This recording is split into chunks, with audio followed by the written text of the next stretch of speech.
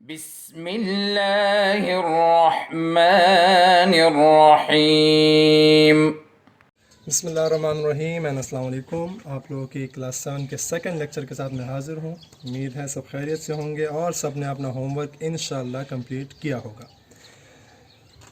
अच्छा जी, lecture number 2 की तरफ आ जाते हैं। हम लोगों ने, अगर आपको थोड़ा सा रिकॉल दे दूँ, बस हमने जो पढ़ा था वो क्या था, सेट्स हमने पढ़े थे, सेट्स के बारे में पढ़ा था। सेट्स के लिखने के तरीके जो थे 3 वो हमने पढ़े थे और एक्सरसाइज 1.1 का क्वेश्चन नंबर 1 भी किया था। 3 मेथड से आप लोग के पास, पहला था आपके पास डिस्क्रिप्टिव फॉर्म, सेकंड था आपके पास टेबुलर फॉर्म और थर्ड आपके पास था सेट बिल्डर। ये 3 आपके पास मेथड हमने पढ़े थे सेट्स को लिखने के। और डिस्क्रिप्टिव में क्या होता था, आप सिंगल स्टेटमेंट के साथ, सिंगल डिस्क्रिप्शन के साथ सेट को डिफाइन करते थे। टेबुलर फॉर्म में क्या था, आप सारे के सारे एलिमेंट्स उसमें मेंशन करते थे। और सेट बिल्डर में आपके पास क्या था, सेट बिल्डर में आपके पास एक ऐसी प्रॉपर्टी जो सारे एलिमेंट्स में कॉमन थी वो मेंशन हम लोग करते थे और उसको कर्ली ब्रैकेट्स में बंद कर लेते थे। वो आपके पास सेट बिल्डर फॉर्म था। क्वेश्चन नंबर 1 अगर आप रिकॉल करें, क्वेश्चन नंबर 1 में आपको टेबुलर फॉर्म में एंड सेट बिल्डर फॉर्म में, इन दोनों फॉर्म्स में आपको चंद क्वेश्चंस, चंद सेट्स दिए हुए थे और उन सेट्स को हमने चेंज करना था डिस्क्रिप्टिव में। अब क्वेश्चन नंबर 2 और नंबर 3 की तरफ आ जाएं तो नंबर 2 नंबर 3 सिंपल वही तरीका है जो इससे पहले क्वेश्चन नंबर 1 में हमने किया। सिर्फ डिफरेंस उसमें है कि उसमें हमने इन दोनों मेथड को डिस्क्रिप्टिव में चेंज किया। अब डिस्क्रिप्टिव और आपने सेट बिल्डर को चेंज करना है टेबुलर फॉर्म में। इन दोनों फॉर्म में आपको क्वेश्चन दिए होंगे, टेबुलर में चेंज करना होगा। और फिर लास्ट क्वेश्चन में आपको इन दोनों फॉर्म्स में क्वेश्चन दिए होंगे और आपने उसको सेट बिल्डर में चेंज करना होगा। सो बेसिकली तीनों कनेक्टेड हैं आपस में। आप कर भी सकते हैं, लेकिन करते हैं चलें। सेकंड क्वेश्चन स्टार्ट करते हैं। Changing the following sets into tabular form. Okay जी, क्वेश्चन नंबर 2 का फर्स्ट पार्ट। क्वेश्चन नंबर 2 यही है आपके पास, write the following sets into tabular form. Tabular form में हम लोगों ने अब लिखने हैं। पहला आपको डिस्क्रिप्टिव फॉर्म में दिया हुआ है। ए क्या है, आपके पास एक सेट है letters of the word hockey.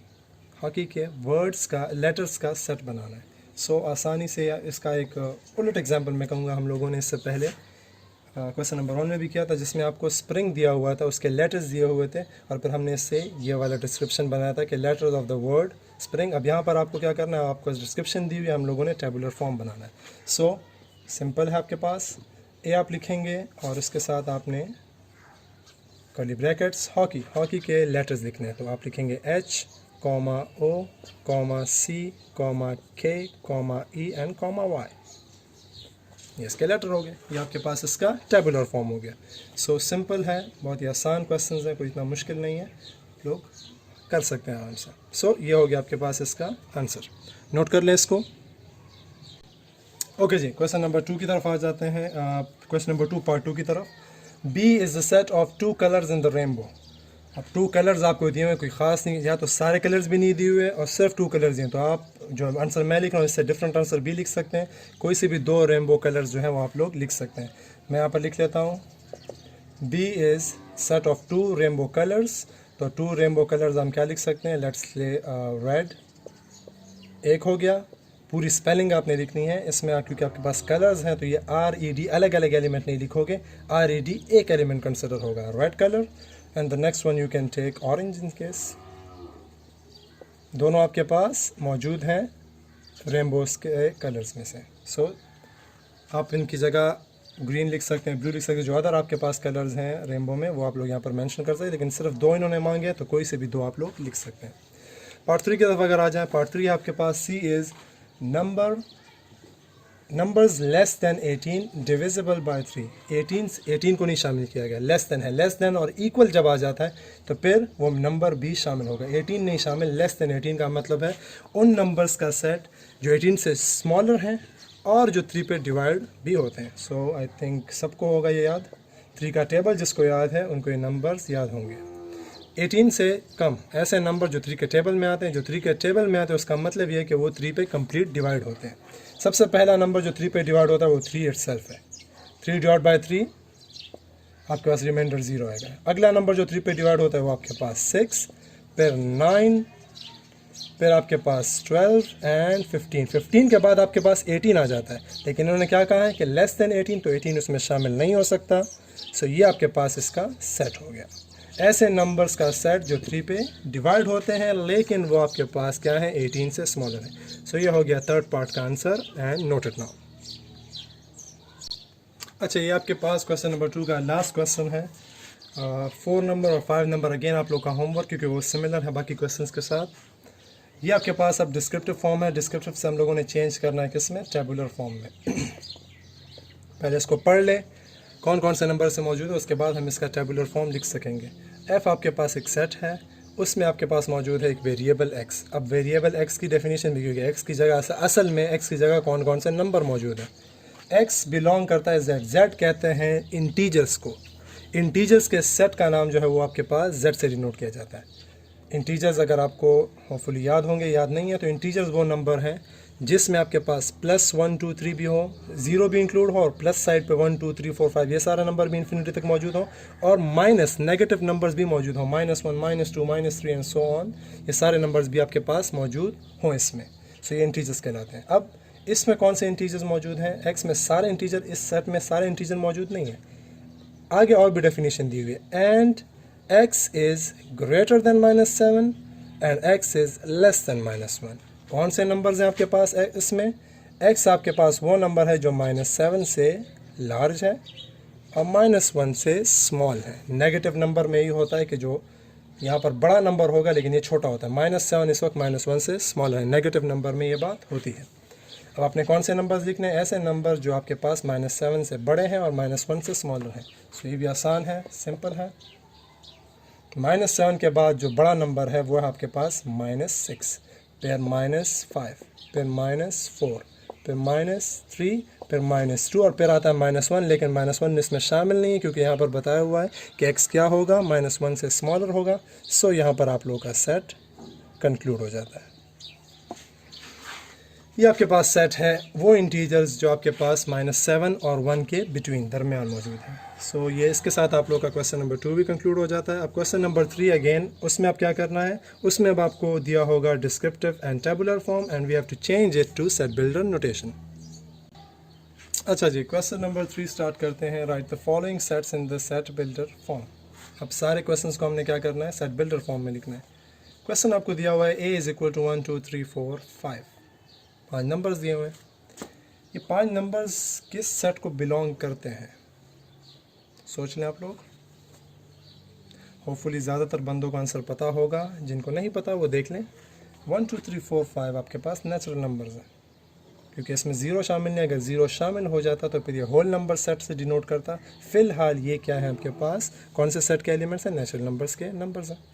अच्छा जी, नेचुरल नंबर्स के एलिमेंट्स आपको दिए 1 2 3 4 5। इसकी हम लोगों ने सेट बिल्डर फॉर्म किस तरह लिखनी है। सेट का नाम तो सब में सेम रहेगा, ए तो यहाँ पर आपके पास सेम रहेगा। अगेन आपको मैंने बताया जब भी आप एलिमेंट सीखें उसको यहाँ पर एक वेरिएबल से डिनोट करेंगे। हम सब में एक्स यूज़ कर रहे हैं, आप एक्स यूज़ करके एक्स के बजाय कोई और भी यूज़ कर सकते हैं। एक्स ए में है सच दैट, एक्स को डिफाइन कर लें हम, x belongs to natural number, लेकिन ये नेचुरल नंबर 5 तक तो ख़त्म नहीं होते, नेचुरल नंबर तो इन्फिनिटी तक जाते हैं। तो फिर आपने इसकी एक्स्ट्रा डेफिनेशन भी करनी है कि x belongs to natural number and कौन से नंबर्स हैं, वो नंबर्स हैं जो लेस देन 6 हैं। लेस देन 6 लिख सकते हैं या फिर आप लिख सकते हैं कि एक्स इज़ लेस देन और इक्वल टू 5। दोनों सिंबल, अगर अभी तक हमने ये सिंबल यूज़ नहीं किया, चलो हम लोग लेस देन और इक्वल टू का सिंबल यूज़ करते हैं। And x is less than और इक्वल टू 5। इसका मतलब क्या हुआ, वो नंबर्स हैं जो 5 से छोटे भी हैं और 5 भी इसमें शामिल है। अगर आप ये सिंबल यूज़ नहीं करना चाहते, सिर्फ लेस देन का यूज़ करना चाहते हैं, फिर आप लिखेंगे लेस देन 6 लिखेंगे, इक्वल का साइन फिर आप यूज़ नहीं करेंगे। बट ये सिंबल यूज़ नहीं हुआ तो इसके यूज़ से आप लोगों को आशना करने के लिए हम लोग ये यूज़ यहाँ पर कर लेते हैं। यहाँ पर आपके पास 5 भी शामिल है और 5 से कम जितने नेचुरल नंबर्स हैं वो भी शामिल है। So this is the set builder form of this question, note it, come on. Okay जी, सेकंड पार्ट को देखें। b = 2 3 5 7। अच्छा जी, अब इनका आपस में क्या रिलेशन है, आप में से किसको पता होगा या नहीं। 2 3 5 7, अब इसमें अगर आप देखें तो ना ये इवन नंबर है ना ये ऑड नंबर है, इनका आपस में क्या रिलेशन है। जिनको नहीं पता, पता होगा इंशाल्लाह बहुत सारे बच्चों को, जिनको नहीं पता वो देख लें। 2 3 5 7 11 13 ये प्राइम नंबर्स हैं। प्राइम कौन से नंबर होते हैं? वो नंबर जो सिर्फ अपने टेबल में और 1 के टेबल में आते हैं, जो सिर्फ 1 और अपने आप पर डिवाइड होते हैं, वो नंबर्स क्या कहलाते हैं? प्राइम नंबर्स कहलाते हैं। सो ये आपके पास प्राइम नंबर्स हैं। अब प्राइम नंबर्स का जो सेट है वो डिनोट किया जाता है लार्ज कैपिटल लेटर P से। सो ये आपको पता होना चाहिए कि P हम लोग यहाँ पर अभी यूज़ करेंगे टेबुलर सेट बिल्डर फॉर्म में। आपको पता होना चाहिए ये P क्या चीज़ है। P प्राइम नंबर्स के सेट के लिए यूज़ होता है। सो आप लिखेंगे B में क्या है आपके पास? X है आपके पास।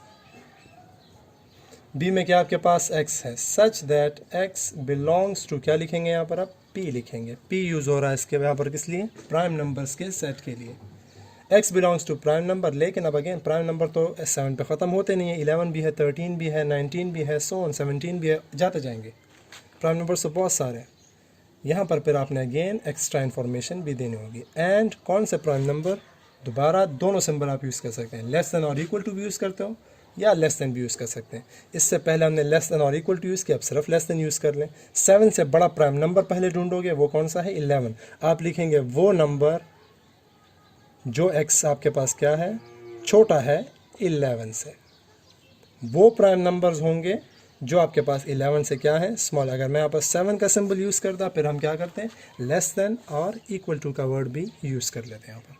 सो ये इसका सेट बिल्डर फॉर्म हो गया। अच्छा जी, क्वेश्चन नंबर 3 के जो 3 नंबर, 4 नंबर और 5 नंबर पार्ट वो बिल्कुल सेम है, तो मैं 5 नंबर कर लेता हूँ। 3 और 4 आप लोग बहुत ही आसानी से इसको यूज़ करते हुए हल कर सकते हैं। Z is set of all integers. अब ऑल इंटीजर्स हैं इसमें, तो इंटीजर्स आप लोगों को बहुत यानी आसानी से लिख सकते हैं।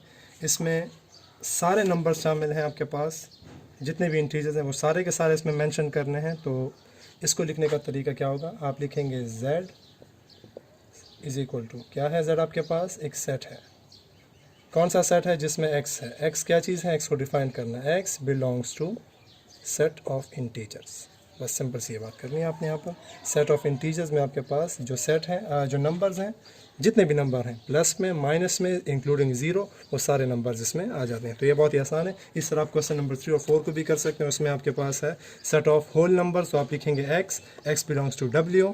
और फिर आपके पास है नंबर 3 पार्ट में सेट ऑफ नेचुरल नंबर, तो आप लिखेंगे x and x belongs to natural numbers के लिए लार्ज n यूज़ कर लेंगे। सो ये तीनों क्वेश्चन जो है बिल्कुल सेम मेथड पे आपके पास हल हो सकते हैं। ये हो गया क्वेश्चन नंबर 5 आपका। आगे जाते हैं। अच्छा जी, part number 6, L is equal to 5, 10, 15, 20। Automatically 5, 10, 15, ये जो 5 के नंबर्स आप देखें, 5 और 0 के, ऑटोमेटिकली क्या आता है आपके पास? 5 पे डिविजिबिलिटी आ जाती है। ऐसे नंबर आ जाते हैं जो आपके पास 5 पे क्या होते हैं? डिवाइड होते हैं। तो 5 पे डिवाइड होने वाले नंबर्स कौन से आ जाते हैं? ये सारे के सारे इधर आ जाते हैं। अच्छा जी, अब लिखेंगे किस तरह इसको? सेट बिल्डर फॉर्म में इसको लिखेंगे किस तरह कि आपके पास वो नंबर जितने, ये देखें सॉन का वर्ड यूज़ किया है, यानी जितने नंबर्स हैं ख़त्म ना होने वाले नंबर, आखिर तक जितने नंबर्स हैं जो सारे के सारे आपके पास 5 पे डिवाइड होते हैं या फिर 5 के टेबल में आते हैं। तो टेबल में आने के लिए मैंने आपको भी इससे पहले एक वर्ड यूज़ किया, मल्टीपल्स का। 3 के जो क्वेश्चन हम लोग करें इसमें 3, 6, 9, 12, 15 वगैरह के वर्ड्स है, उसमें मैंने आपके पास ये मल्टीपल का वर्ड आपको बताया। यहाँ भी वही वर्ड यूज़ करेंगे। आप लिखेंगे L is the set of X such that, उसको फिर डिफाइन करना है, X बिलोंग्स टू, या फिर बिलोंग्स टू के बजाय यहाँ पर तो सेट का नाम नहीं है, ये कोई ख़ास सेट का नाम नहीं है 5, 15 ये, तो आप लिखेंगे X, सर्व इसको डिस्क्राइब कर लेंगे कि X such that X is multiple of 5। सो आपने फिर इस फॉर्म में, इस तरह इंग्लिश के एक फॉर्म में इसका आंसर लिखना है कि x क्या है?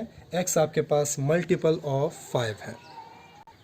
अच्छा जी, क्वेश्चन नंबर 7 डिस्क्रिप्टिव फॉर्म में आपको दिया हुआ है E is equal to set of even numbers between 1 to 10।